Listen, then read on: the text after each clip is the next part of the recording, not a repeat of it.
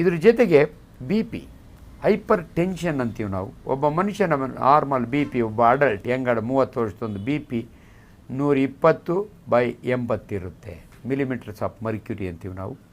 ಇದೇನಾದರೂ ಜಾಸ್ತಿ ಆದಾಗೆ ಸಿಸ್ಟೋಲಿಕ್ 100 ಮೇಲೆ ಹೋಗಿ, ಡಯಾಸ್ಟೋಲಿಕ್ 100 ಮೇಲೆ ಹೋಗಿ, ಸಿಸ್ಟೋಲಿಕ್ 180 ಮೇಲೆ ಹೋದರೆ ನಿಮ್ಮನ್ನು ಹೈಪರ್ ಟೆನ್ಸಿವ್ ಅಂತೀವಿ ನಾವು. ಇದಕ್ಕೆ 108 ಕಾರಣಗಳಿದ್ದಾವೆ. ಬಟ್ ಇವತ್ತಿನ ನನ್ನ ಒಂದೇ ಮನವಿ, ಸಕ್ಕರೆ ಕಾಯಿಲೆ ಇರೋರಿಗೆ ಬಿ ಪಿನೂ ಬರ್ಬೋದು. ಇನ್ನೊಂದು, ಬಿ ಪಿ ಇರೋರು ದಯವಿಟ್ಟು ಕರೆಕ್ಟಾಗಿ ಚೆಕ್ ಮಾಡಿಸ್ಕೋಬೇಕು. ಹೆಂಗೆ ಚೆಕ್ ಮಾಡಬೇಕು ಅಂದರೆ, ಒಬ್ಬನೇ ಡಾಕ್ಟ್ರು, ಒಂದೇ ಬಿ ಪಿ ಆಪ್ರೇಟರ್ಸು 3 ದಿನ ಬೆಳಗ್ಗೆ 8 ಗಂಟೆಗೆ ಹೋಗಿ ನೀವು 3 ಸಾರಿ ಚೆಕ್ ಮಾಡಿದರೆ ಅವ್ರು ರೆಕಾರ್ಡ್ ಮಾಡ್ತಾರೆ.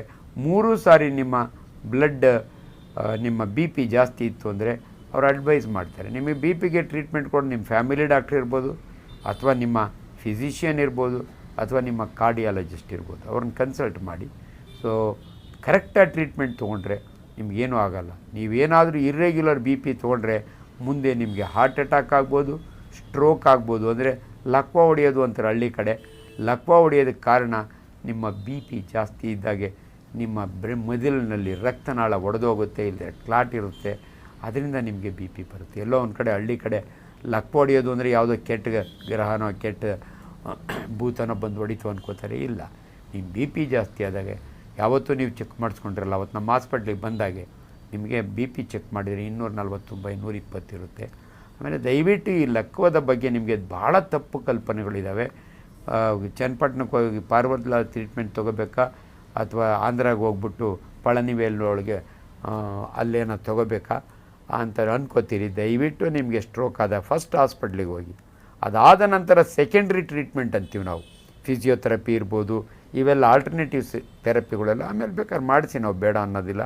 ಆದರೆ ದಯವಿಟ್ಟು ಮೊದಲೇ, ಯಾಕಂದ್ರೆ ನಿಮ್ಮ ಬ್ರೈನಾಗ ಏನಾಗಿದೆ ಅಂತ ಒಂದು CT MRI ಮಾಡಿ ನಿಮ್ಗೇನು ಟ್ರೀಟ್ಮೆಂಟ್ ಕೊಡಬೇಕೋ ಕೊಟ್ಟು, ಅದಾದ ನಂತರ ನಿಮಗೆ ಬೇರೆ ಬೇರೆ ಕಡೆ ಹೋದರೆ ಬೇರೆ ಬೇರೆ ಟ್ರೀಟ್ಮೆಂಟ್ ಇರ್ಬೋದು.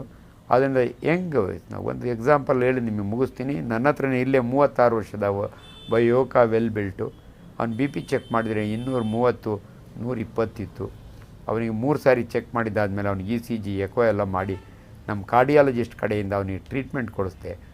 ಅವನು 2-3 ಸಾರಿ ಬಂದ, ಕಂಟ್ರೋಲಿಗೆ ಬಂದಿತ್ತು. ಅನ್ಫಾರ್ಚುನೇಟ್ಲಿ ಆಫ್ಟರ್ 6 ಮಂತ್ಸ್ ಅವನು ನನ್ನ ಹತ್ರ ಬರ್ತಾನೆ, ನೋಡಿದರೆ ಡಯಾಲಿಸಿಸ್ ಮಾಡಿಸ್ಕೊತಿದ್ದೀನಿ ಡಾಕ್ಟ್ರೇ ಅಂದ.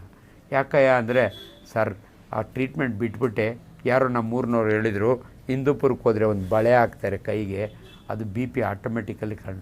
ಸೊ ಇಂಥವ್ರು ಅನೇಕ ಜನರು ಇದ್ದಾರೆ. ನಿಮಗೆ ಮಿಸ್ಲೀಡ್ ಮಾಡೋವಂಥವ್ರು, ನಾಟಿ ಔಷಧಿ ಹೇಳೋರು, ದಯವಿಟ್ಟು ಅವ್ರ ಮಾತು ಕೇಳಬೇಡಿ.